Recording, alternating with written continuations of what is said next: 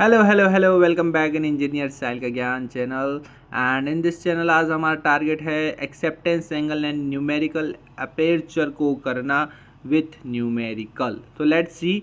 पहला हम करने वाले हैं, लास्ट वीडियो में ऑप्टिकल फाइबर कंप्लीटली देख लिया है। इसके बाद नेक्स्ट स्टेप अपना एक्सेप्टेंस एंगल है। होता क्या है, उससे पहले मैं आपको नॉर्मली अगर इसके बारे में बताऊं, ये कोर होता है ऑप्टिकल फाइबर में, ये क्लेडिंग की लेयर होती है। ठीक है, अब आपकी रे यहाँ से आती है तो TIR परफॉर्म होता है, उससे वो रे उसी से मीडियम में रिफ्लेक्ट हो जाती है। देन अगेन TIR परफॉर्म होता है और दोबारा रिफ्लेक्ट होता है, एंड सो एन। इस तरह से at the and zigzag lines बनती है और आपका रेज इस तरह से रिफ्लेक्ट होती है। सम हाउ कुछ रेज का जो एंगल ऑफ इंसिडेंस है वो कम होता है क्रिटिकल एंगल से, तो वो आउट ऑफ जोन चल जाती है, तो वो क्लेडिंग जोन में चल जाती है। बाकी इस तरह से रहता है। तो एक्सेप्टेंस एंगल इतना है कि वह एंगल जो एक्सेप्ट हो, यानी कि एंगल ऑफ इंसिडेंट कितना होना चाहिए। मैक्सिमम एंगल की बात करें, दैट लाइट रे can have a relative to the axis of the fiber and the propagate down the fiber. It means guys, आपका मैक्सिमम देखो, यहाँ पर आपका एंगल ऑफ इंसिडेंस समाहाउ बना और यहाँ से रिफ्लेक्ट हो गई।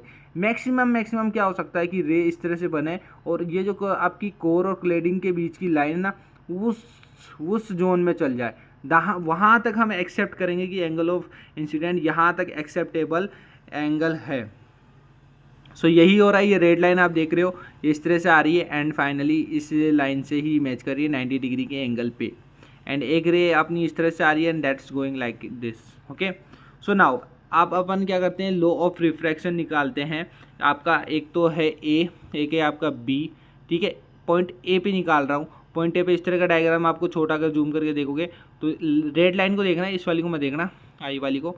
तो थीटा जीरो की वैल्यू से देखते हैं, थीटा जीरो। ठीक है, और ये आपका एंगल बना रहा है डेल्टा सी यहाँ बना रहा है। एंड अगर इसको अपन इससे सब्ट्रैक्ट करते तो 90 माइनस डेल्टा सी डिग्री अपना एक एंगल यहाँ बन गया है।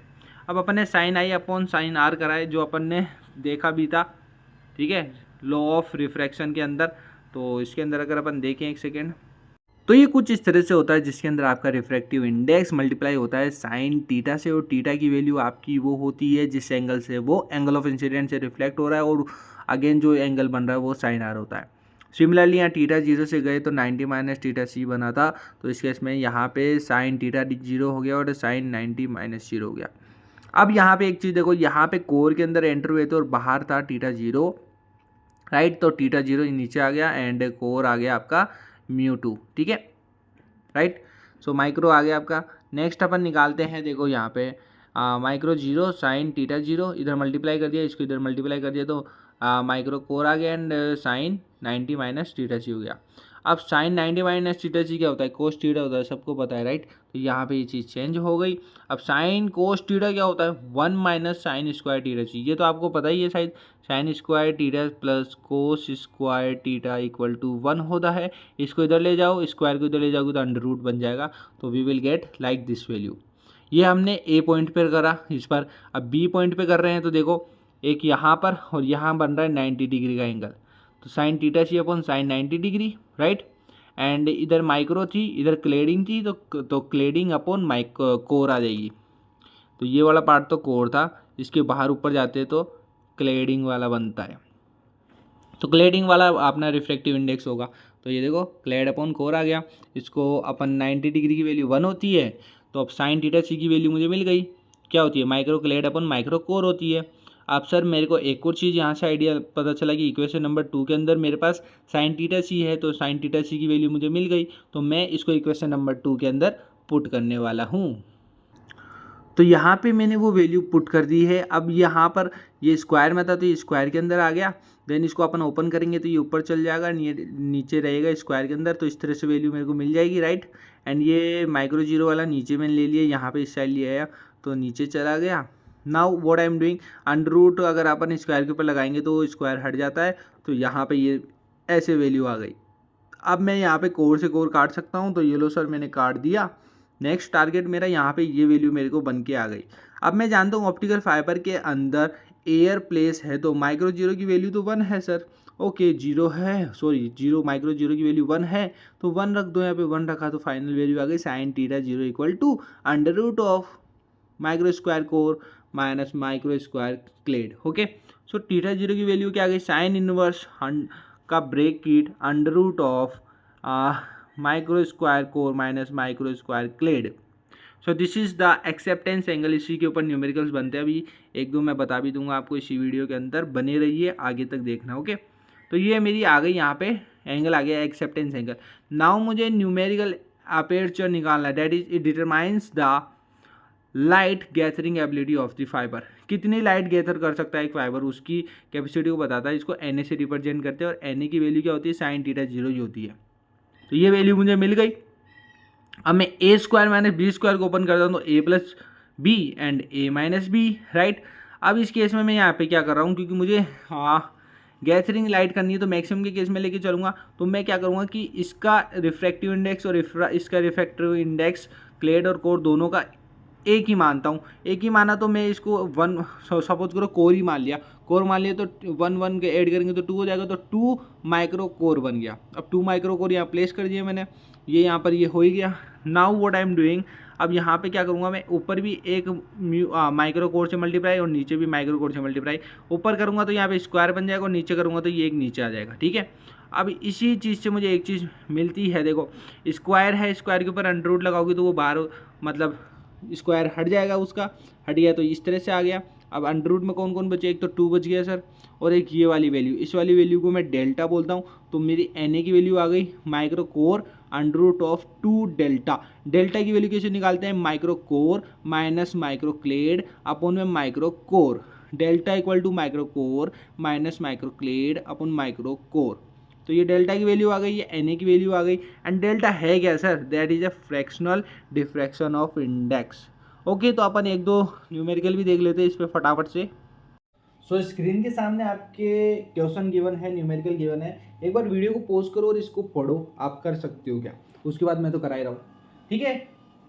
सो आई बिलीव आपने देख लिया होगा। तो इसके अंदर देखो न्यूमेरिकल एपरेचर की वैल्यू दे रखी थी 0.16 एंड दूसरा मुझे दे रखा है कोर रिफ्रैक्टिव इंडेक्स की वैल्यू, राइट, यानी कि मुझे दे रखा है माइक्रो कोर की वैल्यू कितनी है, 1.42, ठीक है।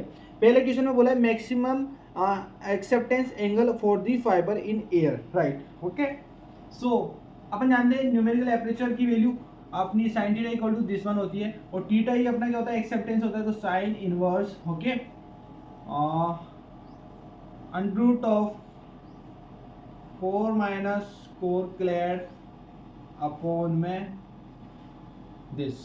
सो ये वाली वैल्यू मेरी क्या थी, ये पूरी की पूरी वैल्यू थी जो इसके इक्वल थी साइन थीटा के, and that was equal to Na। तो theta equal to sine inverse Na, right. एक फॉर्मूला ये भी होता है, एक ये भी होता है। Na की वैल्यू मेरे को सीधा दे रखी, दैट्स वाई ये इजी है।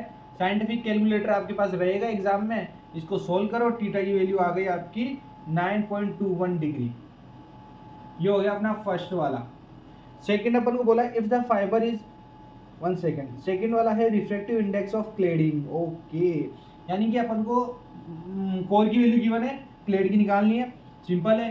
Na की वैल्यू मुझे पता ही है, यहाँ लिख रहा हूँ मैं, under root of micro core square clad upon 0, ठीक है। अब ये तो 0 वाला मैंने बताया था, एयर का केस होता है तो वैल्यू 1 हो जाती है इसकी। तो अंडर रूट ऑफ 1.42 का होल स्क्वायर और Na की वैल्यू 0.16 है ही मेरे पास, माइनस में इसको क्लेड कर दो, इधर 0.16 का whole square equal to 1 minus 42 का होल स्क्वायर माइनस में क्लेड, राइट। नाउ 0.411 गिवन है, ठीक है। तो ये वैल्यू अपनी सिंपली इसके थ्रू निकल गई, राइट। प्रॉब्लम खा रही, इजी था। अब अपना एक और ऐसी में पार्ट जिसके अंदर बोल रखा है अगर रिफ्रैक्टिव इंडेक्स का वैल्यू 1.33 है तो यानी इसकी वैल्यू की बात की जा रही है यहाँ पे।